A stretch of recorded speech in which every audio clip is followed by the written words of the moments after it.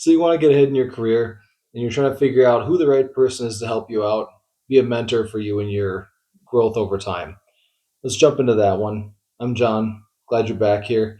So typically, I would suggest that if you're looking for someone to mentor you, which you should be really, anyone at any time in their career, even if you're, a vice president at a company, there's a CEO somewhere who could probably give you some mentorship. So regardless of where you're at, you should be looking. But you should be looking at somebody who is 1 to 2 steps up the career ladder for you right now.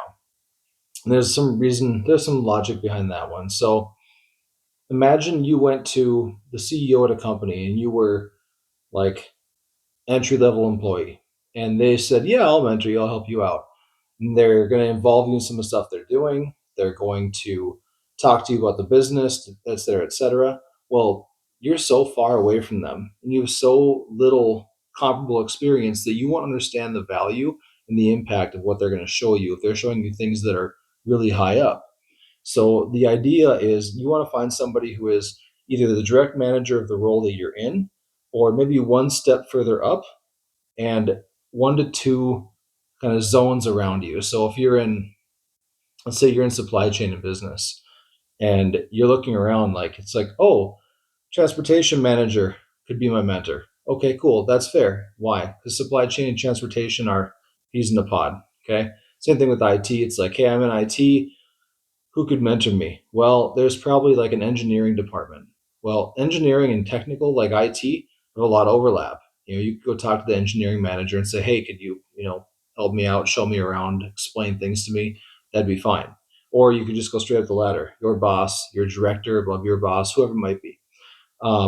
So that's kind of the way you need to look for the mentorship. And then the second aspect of this is finding the right person. So people like to think that, oh, everyone's so busy and blah blah blah blah blah, but realistically everyone also has a little bit of an ego to them, especially like in the workplace. You want to look like you know what you're doing. You want to have a reputation of being a good employee, understanding things. So if you walk up to almost any manager at a company, unless you catch them at the wrong time or you do something off-putting and socially awkward in the process, if you walk up to a manager and you say politely like, hey, I noticed that you're doing these things and I think it's interesting, and I'm just wondering if you could cut some time out to like, talk me through what you do, how things work, whatever. Most people are going to be receptive to that. And if you offer to do all the scheduling, all the footwork to make that happen, they're probably going to say yes at least once. Now, you're going to have to actually come into that meeting with them and show that there's some value to them helping you out, whether it's like, hey, I could work with you on stuff over time, or, um, I'll my boss is going to like it if you help me for these reasons, or whatever it might be. Bring some value to the table in some way, or flatter them if that's their personality.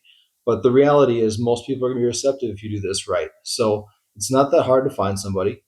If you have the right scope of who you're looking for, you can typically find someone that's going to engage with you.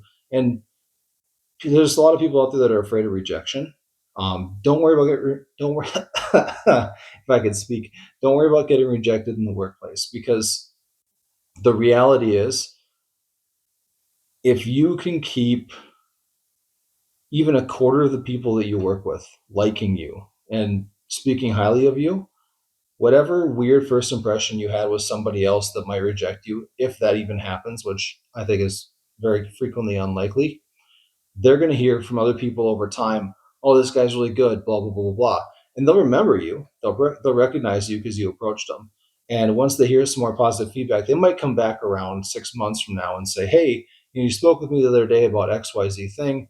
I didn't have time. And, you know, maybe they'll loop back and offer to help you out down the road. So it's really a win-win situation. Worst case, if you're really uncomfortable, if you have social anxiety, whatever, go to somebody who is higher up in your team that isn't the manager and say, hey, would you be willing to? Because a lead in your team, if you're low in the group hierarchy, is probably just as good as a manager. They're going to know way more about what's going on. They're going to have time to talk to you probably because they're in your team. They'll build up your confidence on like understanding the business, where you think, okay, maybe I could now go approach somebody else without looking dumb, whatever it might be. But find a mentor. Look in the appropriate zone. I'm not saying you shouldn't go like way high up in the chain. You could go into a company, find a vice president who's four steps above you on the chain, and maybe they'd be good at teaching. Maybe they have that inherent understanding in them of how to present information to people. But you're more likely to find someone that's going to really understand and communicate to you more effectively if they're closer to your rank in the company. So, food for thought. We'll wrap it up there. Catch you in the next video.